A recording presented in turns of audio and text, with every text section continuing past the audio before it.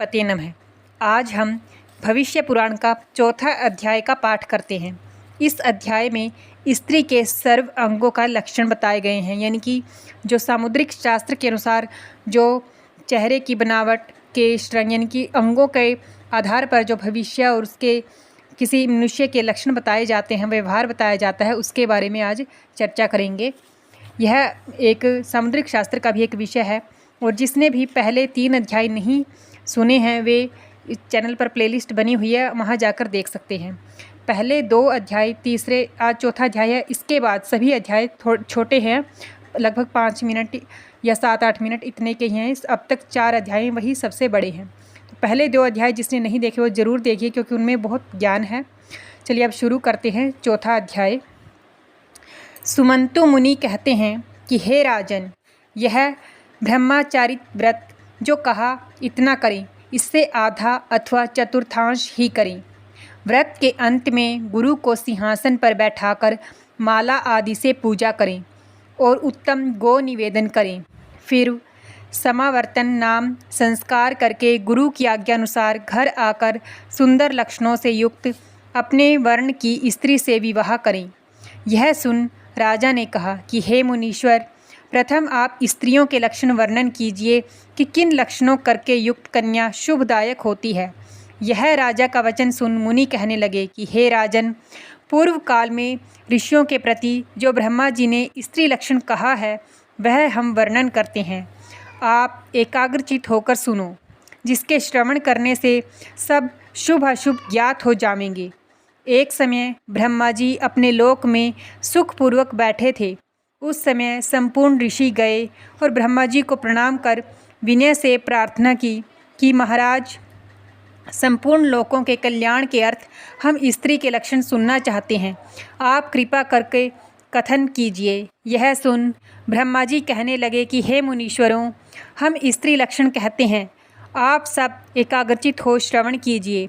जिस स्त्री के चरण रक्त कमल के समान हो, रक्त कमल यानी कि लालिमा लिए हुए हों, लाल कमल के समान हो, और भूमि पर संपूर्ण टिकने अर्थात बीच में से ऊंचे न रहने वाले, यानी कि जिन्हें फ्लैट फुट कहा जाता है, वो बिल्कुल सपाट टिकते हैं धरती पर।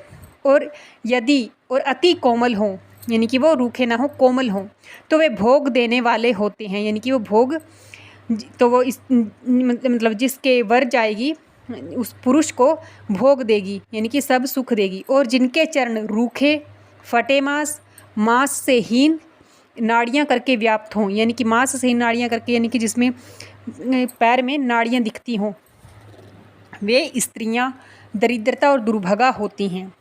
पैर की उंगली आपस में मिली हुई हों, सीधी, गोल, सूक्ष्म नखों करके युक्त, नख यानी कि नाखून, छोटे छोटे नाखून हों और लंबी, अति ऐश्वर्य देने हारी होती हैं, यानी कि वो उंगलियां ऐसी हों, पैर की उंगलियां, तो वो बहुत ऐश्वर्य देती हैं। मिली हुई हों और लंबी भी हों और छोटे छोटे नाखून हों उन पर, गोल, और स्त्री को रानी बनाती हैं। छोटी छोटी उंगली होने से आयुष न्यून होता है, यानी कि जिसकी छोटी छोटी पैर की छोटी छोटी उंगली हो तो उसकी जो उम्र है वो कम होती है। और बिरली उंगलियों से, बिरली उंगली यानी कि उंगलियों के बीच गैप हो, यानी कि चौड़ी चौड़ी उनके बीच में गैप हो, अलग अलग सी उंगलियां हों, तो बिरली उंगलियों से धन की हानि होती है। मूल में जो टेढ़ी हो, मूल यानी कि जहाँ से पैर की उंगली शुरू होती है वहाँ से टेढ़ी हो तो दारिद्र्यता करें, यानी कि दारिद्र्यता यानी कि गरीबी आती है। और मोटी उंगलियों वाली स्त्रियां दासी हों, यानी कि मोटी उंगली हो तो वो दासी होती हैं। जिस स्त्री की उंगली एक के ऊपर एक चढ़ जाए, इस भांति उंगली हो, सब उंगलियां हों, यानी कि ऐसा लगे कि एक के ऊपर एक चढ़ी हुई हैं, तो वह अनेक पतियों को मार अंत में दासी, इनके क्रम में ऐसा होगा कि उनके पति मर जाएंगे, अनेक पतियों के, यानी कि 1-2 उनकी शादियाँ होंगी और वो मरेंगे, तो और अंत में दासी हो। पैर की उंगलियों के नख स्निग्ध, नख यानी नाखून, जो पैर की उंगलियों के जो नाखून हो स्निग्ध यानी कि चिकने हों, लाल हो यानी कि उनमें लालिमा आई हुई हो, ऊंचे हों और छोटे हों, तो सौभाग्य, धन, पुत्र और राज्य मिले। श्वेत रंग के यानी कि सफ़ेद रंग के, यानी कि जिसमें नाखूनों में सफ़ेद रंग दिखे, लालिमा ना हो, सफ़ेद रंग के फूटे हुए, रूखे हों, नीले यानी कि उनमें नीलापन हो, धुंधले नखों से धुंधले से नख हों यानी कि चिकनाहट ना हो, बिल्कुल भी चमक ना हो। दरिद्र हों तो वैसे दरिद्र होते हैं यानी कि गरीब होते हैं। और पीले नख हों जिनमें पीलापन हो नाखूनों में, तो अभक्ष्य वस्तु खाए। अभक्ष्य यानी कि मांस मदिरा, जो खाने योग्य वस्तु ना वो खाए, अभक्ष्य वस्तु खाए। गुल्फ अर्थात टखने गोल हों, जो पैर के टखने हैं वो गोल हों। स्निग्ध यानी कि चिकने हों। और नसें जिसमें न दिखती हों, टखनों में नसें ना दिखती हों, वो गुल्फ उत्तम होते हैं। वो गुल्फ यानी कि वो टखने बहुत अच्छे होते हैं। रोमों से रहित, रोम यानी कि जो शरीर पर छोटे छोटे बाल होते हैं उन्हें रोम कहा गया है। रोमों से रहित यानी कि रोम ना हो। गोल हों, गौर वर्ण यानी कि गोरा रंग की जंघा यानी कि जांघ है, जो पैर का जो उपला हिस्सा होता है, ये घुटने से ऊपर वाला हिस्सा, गौर वर्ण की जंघा सौभाग्य और चढ़ने के लिए हाथी पालकी देने हारी होती हैं, यानी कि वो सौभाग्य देती हैं और ऐसी होती है जैसे कि हम हाथी की पालकी पर बैठे, यानी कि बहुत सौभाग्य मिलता है। रोम युक्त जंघा हो यानी कि जांघ पर रोम हो यानी कि छोटे छोटे बाल हों, तो वह स्त्री भ्रमण करे तो वह भ्रमण करती है। यानी कि घूमने का सुख मिलता है उसे। जिसकी पिंडली ऊपर की ओर खींची हो, पिंडली होती है जो घुटने से नीचे का हिस्से में पिंडली आती है, पिछले वाला हिस्सा। वह स्त्री क्लेश भोगे यानी कि क्लेश भोगती है, यानी कि झगड़ा क्लेश ऐसा उसके भाग्य में लिखा होता है। काक के समान जिसकी जंघा हो वह पति का हनन करे।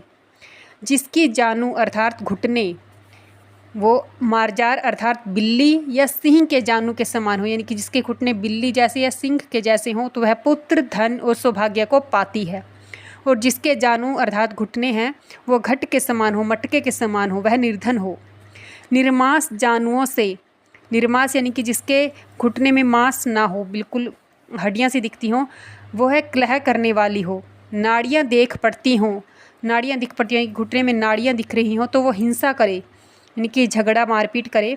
जिस स्त्री के रोम यानी कि जो शरीर पर बाल होते हैं छोटे छोटे, अथवा केश कुंचित अर्थात घुंघराले हों, यानी कि जिसके जो शरीर पर छोटे छोटे बाल होते हैं वो घुंघराले वाले हों, तो रूखे हों, आगे से फटे और एक रोम कूप में 3-4 हों, यानी कि बाल हैं जो एक रोम में एक छेद में उसमें 3-4 से बाल निकल रहे हो, तो वह स्त्री और उस स्त्री का पिंगल वर्ण हो, यानी कि उसका जो रंग है वो भी पिंगल वर्ण का हो, तो वह विष के समान प्राण हरने वाली होती है। वह 7 दिन के भीतर अपने पति के प्राण हरे, यानी कि कई बार होता है ना कि शादी के जस्ट बाद ही मृत्यु हो जाती है, तो वह उसका लक्षण बताया है। स्त्रियों के उरु हाथी की सूंड के समान गोल और केले के स्तंभ से गोर और कोमल हो, तो कामदेव का सुख देने वाले होती है वो। और सूखे रोमों से व्याप्त उरु दुर्भाग्य देते हैं। जिसकी भग रोमों से हीन हो और उसकी संधि आपस में संलिष्ट हो, भग यानी बोहें, जिसकी रोमों से हीन हो और उसकी संधि आपस में संलिष्ट हो, वह स्त्री चाहे नीच कुल में भी उत्पन्न हो परंतु राजा की रानी हो। पीपल के पत्र के समान, पीपल के पत्ते के समान, कछुआ की पीठ के सदृश, कछुए की पीठ जैसे होती है वैसे ही अगर ऊंची, और चंद्र बिंदु के समान, चंद्र बिंदु यानी कि जो चंद्र बिंदु लगाते हैं हम, हिंदी का अक्षर लिखते हैं, चंद्र बिंदु के समान योनि अनेक प्रकार के सुख देती है। जो योनि तिल पुष्प के सम हो, तिल पुष्प यानी कि तिल का जो फूल होता है, जिसकी योनि तिल के फूल जैसी हो और आगे से खुर के सदृश, खुर होता है जो जानवर होते हैं उनके पैर के खुर के सदृश हो, वह दरिद्र करने वाली होती है। वह दरिद्र करने वाली यानी कि गरीबी लाती है। नितंब पुष्ट हो तो उत्तम होता है। उखल के समान हो तो शोक देने वाला होता है। अगर नितंब उखल के समान होंगे तो वो शोक देंगे। स्तनों के भार से नम्र रोम वाले से भूषित हो, स्तन होने चाहिए वो भार युक्त होने चाहिए, नम्र रोम वाली से भूषित, अति कृश और त्रिवली करके शोभित, मध्य भाग शुभ होता है। इससे विपरीत लक्षण हो तो अशुभ जानिए। पीठ, जो हमारी पीठ है स्त्रियों की पीठ, वो ऊंची न हो, रोमों से रहित हो यानी कि उस पर रोम न हो, छोटे छोटे बाल न हो, और तो उत्तम होती है। और जो कुबड़ी हो यानी कि कईयों की पीठ बहुत निकली रहती है, जो कुबड़ी हो और रोमों से करके युक्त हो, रोम हो यानी कि पीठ कमर पर छोटे छोटे बाल हों जो शरीर पर होते हैं वो बाल हों, तो उसका कभी पति का सुख नहीं प्राप्त, उसको कभी पति का सुख प्राप्त नहीं होता, वह पति के प्राण हरती है। जिनके पेट सुकुमार और चौड़े हों, जिनके पेट, स्त्री का जो पेट है वो सुकुमार और चौड़ा हो, उनके संतान बहुत होती है, इनकी संख्या में बहुत होंगी। जिसकी कुक्षी मंडूक के समान हो, मंडूक यानी कि मेंढक के समान हो तो वह राजा की माता होती है। ऊंचे पेट वाली, जिसका ऊंचा पेट होता है वह बंध्या यानी कि बांझ होती है। गोल पेट से, जिसका गोल पेट हो वह व्यभिचारिणी और दासी होती है। और ऊंचे ऊंचे पेट वाली स्त्री, जिसका ऊंचे नीचे पेट वाली स्त्री जिसका ऊंचा नीचा पेट हो वह क्षुद्रा होती है।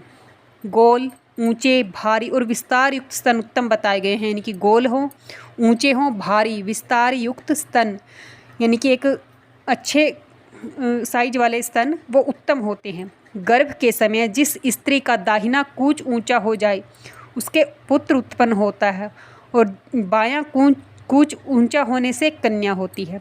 जिसका चिबुक अर्थात ठोडी लंबी हो वह स्त्री धूर्त होती है, यानी कि चालाक होती है, उसमें चालाकी बहुत ज़्यादा होती है और धूर्त होती है। और जिसकी ठोड़ी दबी हुई हो वह पति के साथ द्वेष रखे, यानी कि पति के साथ जलन रखती है वो। जिनके कूच सर्प के फण के समान अथवा कुत्ते की जीभ के तुल्य हो वह दरिद्रता होती है। जिसका वक्ष स्थल यानी कि छाती मांस से पुष्ट हो, रोम और नाड़ियों से रहित हो, यानी कि ना तो उस पर बाल हों छोटे छोटे और ना ही उनकी नाड़ियाँ दिख रही हों उस छाती के हिस्से में, वह अनेक प्रकार के भोग भोगती है। गोल छाती वाली हिंसा करे, जो गोल छाती होती है जिस स्त्री की वह हिंसा करती है। रोम युक्त छाती हो वह तो कुशीला होती है। रोम युक्त छाती हो यानी कि छोटे छोटे बाल हो तो वह कुशीला होती है। निर्मास हो तो विधवा और बहुत चौड़ी छाती होने से कलह करने वाली हो। जिस स्त्री के हाथ की रेखाएं गहरी हों, सन्निग्ध यानी कि चिकनी हो, रक्त वर्ण हो वह सुख भोगती है।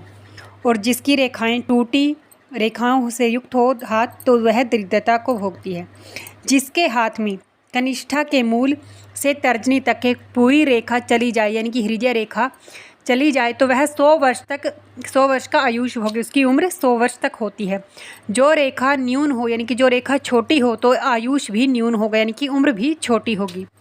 हाथ की उंगलियां गोल, लंबी, पतली, छिद्र रहित और कोमल और रक्त वर्ण यानी कि लालिमा लिए हुए हो तो अनेक प्रकार के भोग मिलती है, यानी कि हर प्रकार की सुख सुविधाएं मिलती हैं।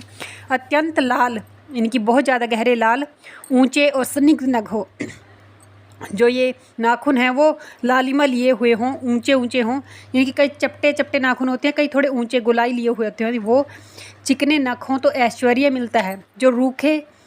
जो नाखून रूखे हों, श्वेत यानी कि सफ़ेद हों, नीलापन हो उनमें तो, और पीले नख हो या पीलापन हो तो वह दुर्भाग्य और दरिद्र हों, यानी कि दुर्भाग्य आता है उन स्त्रियों के भाग्य में।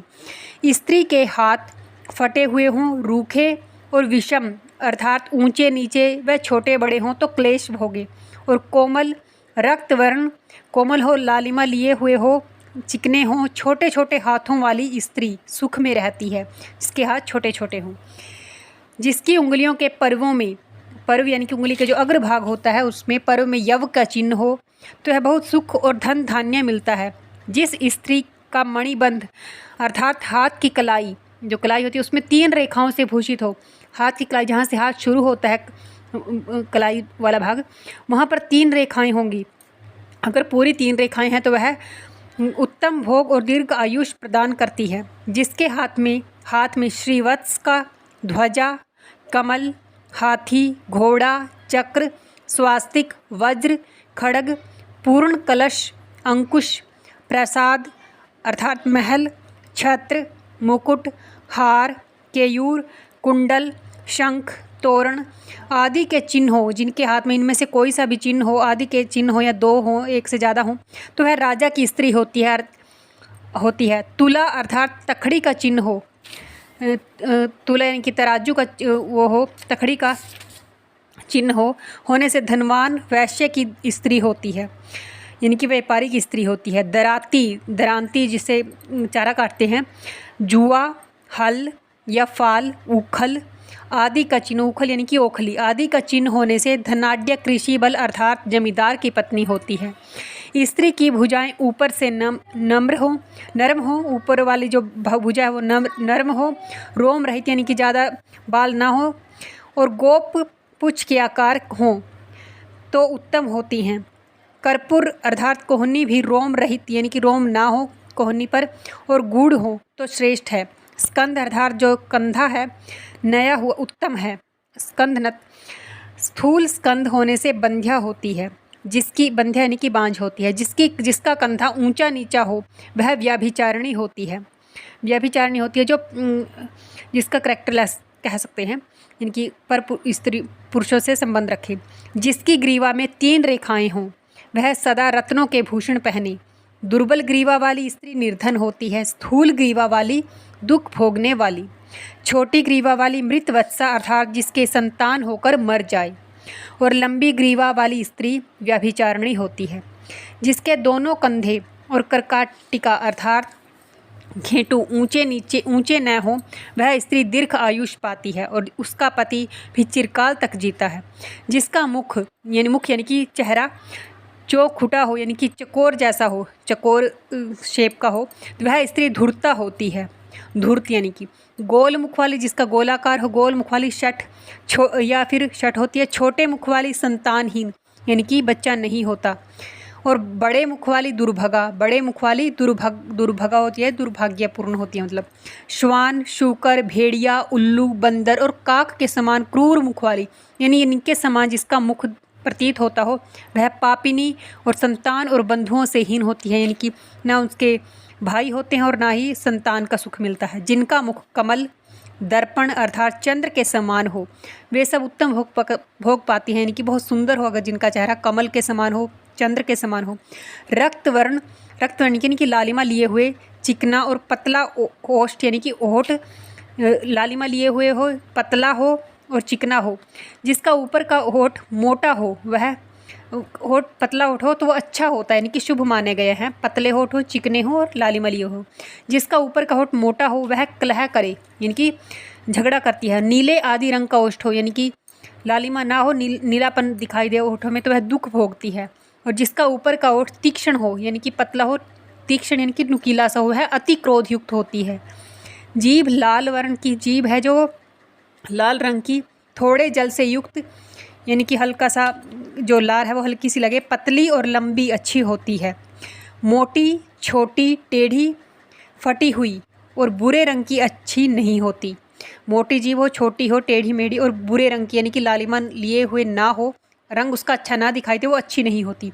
अति श्वेत यानी कि सफ़ेद हो, सन्निग्ध यानी कि चिकनी और ऊंचे, बहुत सफ़ेद दांत हो, चिकने और ऊंचे दांत उत्तम होते हैं। छोटे फूटे बिरल यानी कि अलग अलग से दांत उनमें गैप हो, रुक्ष, विकट और ऊंचे नीचे दांत दुखदायक होते हैं। न बहुत मोटी, न पतली, न बहुत लंबी और ऊंची नासिका श्रेष्ठ है। नील कमल के समान और सुंदर पक्षम अर्थात बांकन करके युक्त नेत्र उत्तम होते हैं। खंजनाक्षी, मृगाक्षी और वराह के समान नेत्रों वाली स्त्री उत्तम भोग भोगती है। और सहत के समान पिंगल वर्ण, रेखा युक्त और मल आदि से रहित नेत्र ऐश्वर्य देती हैं। जिसके नेत्र यानी कि आँखें, जिसके नेत्र गड़े हुए हों यानी कि अंदर की तरफ चले जाते हैं जिनके नेत्र, और अति पिंगल वर्ण हो यानी कि उनका जो रंग हो पिंगल वर्ण का हो वह दुख भोगनी होती है।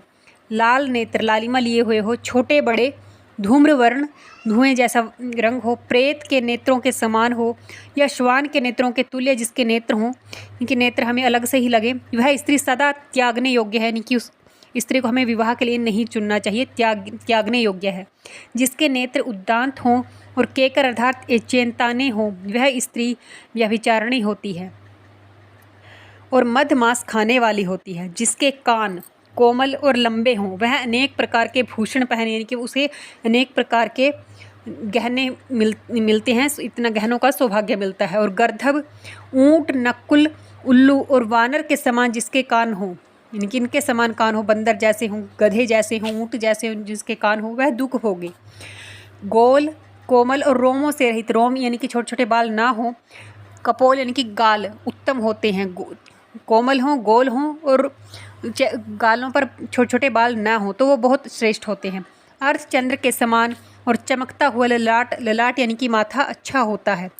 आधे चंद्रमा के समान और चमकता हुआ माथा अच्छा होता है। मस्तक यानी कि माथा न तो बहुत बड़ा हो न बहुत छोटा, यानी कि बीच का माथा अच्छा होता है। हाथी के समान मस्तक उत्तम नहीं, यानी कि हाथी के समान बहुत बड़ा मस्तक होता है, माथा होता है, वो अच्छा नहीं माना जाता। पतले, काले, चिकने और लंबे केश बाल अच्छे होते हैं। हंस पतले यानी कि जो एक बाल हो वो बहुत बिल्कुल पतला हो। कईयों के बाल चेक करेंगे तब पता चलता है कईयों के बाल थोड़े मोटे होते हैं और कईयों के पतले होते हैं। तो काले भी होने चाहिए, चिकने भी होने चाहिए और लंबे, वो बहुत श्रेष्ठ माने जाते हैं। हंस, कोयल, भ्रमर, मयूर, वीणा अथवा बांसुरी के तुल्य जिनका स्वर हो, यानी कि जो जिनकी आवाज़ बहुत अच्छी मीठी लगे हमें सुनने में, वे भाग्य करके युक्त होती है, यानी कि वो सौभाग्यशाली स्त्रियां होती हैं। जिनका स्वर फूटी थाली के समान अथवा काक के तुल्य हो यानी कि जिनकी आवाज़ हमें तीखी सी लगे, चुभती सी हो कानों में, या काक यानी कि कौवे के समान हो, तो वो अनेक भांति के दुख भोगती है। हंस, वृष और मस्त हाथी के समान जिसकी गति हो, मस्त हाथी यानी कि स्लो चलता है हाथी, और इनके समान अगर गति हो, हंस के समान हो, तो वह उनका कुल विख्यात करे, वह अपना कुल यानी कि वह प्रसिद्धि देती है अपने कुल को भी, और राजा की रानी होती है। जिसकी गति यानी कि जिसकी चाल श्वान, जम्बुक, काक और मृग के समान हो, मृग यानी कि हिरण के समान तेज चलती हो, बहुत तेज चले, वह दासी होती है। गोरोचन, सुवर्ण, चंपा के पुष्प जैसे और केसरी के समान स्त्री का रंग उत्तम होता है। या गोरोचन के समान हो, सुवर्ण यानी कि सोने के समान हो, या चंपा के फूल होते यानी कि इन जैसी झलक उसमें दिखनी चाहिए, लालिमा लिए हुए जैसे, इस तरह की। स्त्री के संपूर्ण अंग कोमल रोमों से और पसीने से रहित अच्छे होते हैं, यानी कि जो छोटे छोटे रोम होते हैं वो ज़्यादा नहीं होने चाहिए। छोटे छोटे बाल होते हैं, वो कईयों के शरीर पर बहुत ज़्यादा बाल होते हैं तो वो नहीं होने चाहिए स्त्री के। और पसीने से रहित यानी कि पसीना बहुत ज़्यादा नहीं आना चाहिए। कपिल वर्ण की स्त्री हिनांगी, अधिकांगी, रोमों से रहित और बहुत रोमों से व्याप्त जिसकी देह हो। वृक्ष, नदी, जिसके शरीर पर बिल्कुल भी बाल ना हो और या फिर जिसके शरीर पर बहुत ज़्यादा बाल हो। वृक्ष और जिसके नाम में या तो वृक्ष का नाम आता हो, किसी वृक्ष का यानी कि पेड़ का, किसी नदी का या पर्वत के नाम वाली, अथवा यक्ष, प्रेत आदि के नाम वाली स्त्री को न ब्याहें। जिसके अंग सब ठीक हों और केश, रोम, दंत सूक्ष्म हो, यानी कि बाल, रोम, जो रोम हैं या छोटे छोटे बाल हैं शरीर पर होते वो छोटे छोटे हों, ऐसी स्त्री से ब्याह करें। क्रिया से हीन, पुरुषों से रहित, वेद शास्त्र से वर्जित, क्षय, कुष्ठ, अपस्मार आदि रोगों से पीड़ित और बहुत रोमों करके युक्त, इनके शरीर पर बहुत ज़्यादा बाल हों, वो कुल उसकी कन्या से विवाह न करे, उस स्त्री से विवाह न करें। इतना कहकर ब्रह्मा जी ने ऋषियों से कहा कि ये सब उत्तम लक्षण जिस स्त्री में हो और आचरण भी अच्छा हो, यानी कि स्त्री में ये सब लक्षण हो, उसका व्यवहार भी अच्छा हो, तो ऐसी स्त्री से विवाह करें। धन, धान्य, संतान की और ऐश्वर्य पावे। हे मुनीश्वरों, सब लक्षणों से अधिक सद्वृत्त अर्थात भला चाल चलन है, यानी कि सब लक्षणों से अच्छा अगर चाल चलन अच्छा होता है, यह स्त्री में अवश्य देखना चाहिए, यानी उसका व्यवहार चाल चलन अवश्य देखें। तो धन्यवाद। और अगर यह वीडियो ज़रा सी भी आपको अच्छी लगी हो तो प्लीज़ चैनल सब्सक्राइब किए बगैर मत जाइए और कमेंट बॉक्स में जय श्री राम और वीडियो को लाइक ज़रूर कीजिए। धन्यवाद।